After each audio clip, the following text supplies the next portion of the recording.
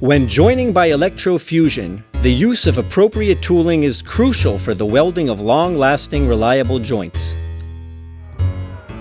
Our recommended toolbox includes the following items: a sharpened hand scraper for small diameter pipe, a measuring tool, an indelible marker, a spanner, pipe clamps, a pipe cutter, lint-free wipes, re-rounding devices, a special cleaning solution for PE welding, a rotational scraper, a suitable control box, and a high-quality Plasson fitting in its original packaging.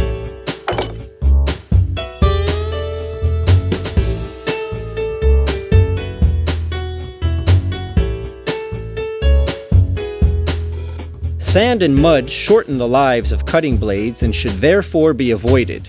The first thing to do is to clean the pipe with water in order to remove abrasives from the surface. Don't forget to dry the pipe with a lint-free cloth. The correct cutting tool will give you a clean, square cut that is essential for a good joint. We recommend the use of pipe shears for small diameters and rotational cutting tools for large diameters.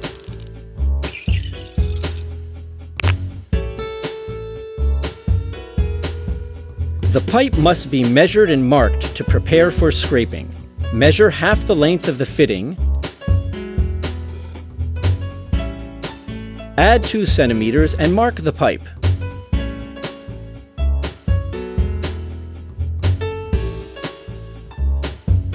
When using the hand scraper, mark the pipe as shown here.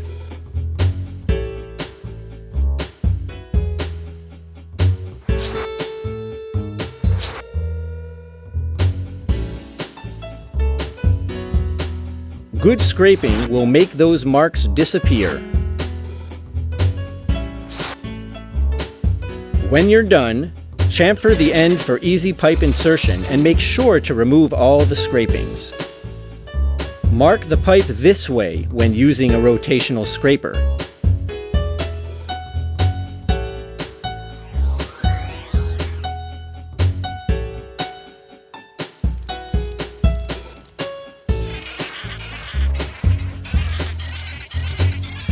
Make sure all the marks disappear.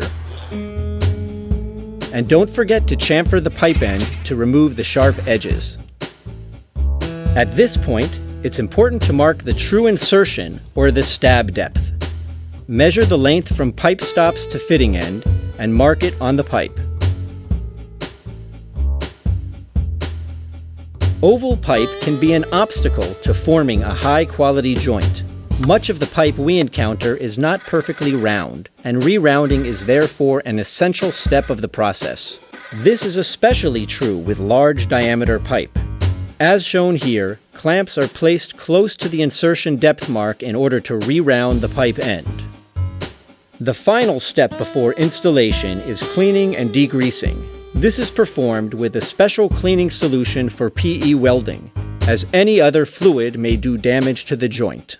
To apply the solution, use clean lint-free wipes or wipes made of fabric or paper. It is absolutely necessary to clean all the welding surfaces.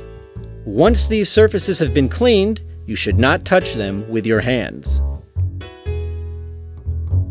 Since a clean, dry surface is fundamental to good welding practice, Plasson provides fittings in sealed plastic bags. Remove the fitting from its original packaging only when you are ready to degrease it and install it on the prepared pipe. We recommend that you clean the fitting as well, even when it is in its original packaging.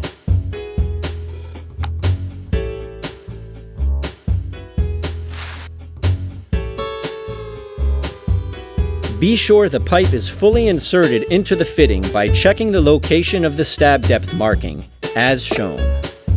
Plasson recommends the use of alignment clamps for the dual purpose of relieving stress in the joint and preventing joint movement during fusion.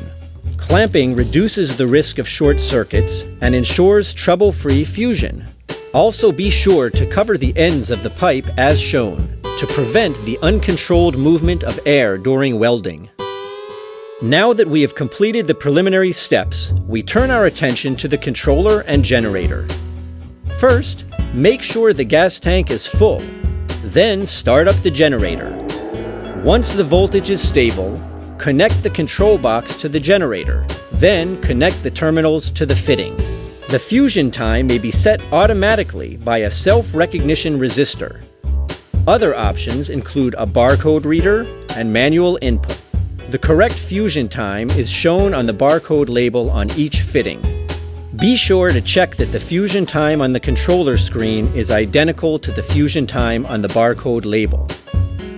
For the duration of fusion and cooling, the joint is sensitive and should be left undisturbed. Leave the clamps and re-rounders in place.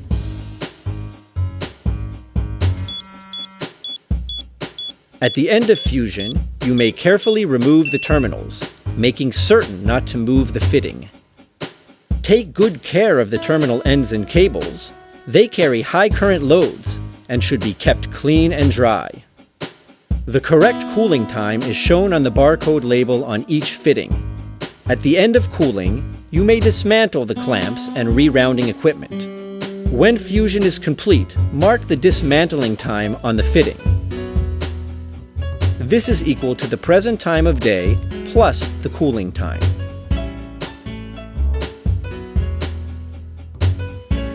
Since pressure testing requires lower temperatures in the joint, we recommend waiting 4 times the cooling time after fusion before beginning pressure testing.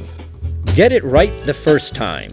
If you follow the instructions in this short film, you should achieve excellent, long-lasting joints. Remember, slow and steady wins the race. Plasson, global presence, local commitment. Our representatives are always at your service.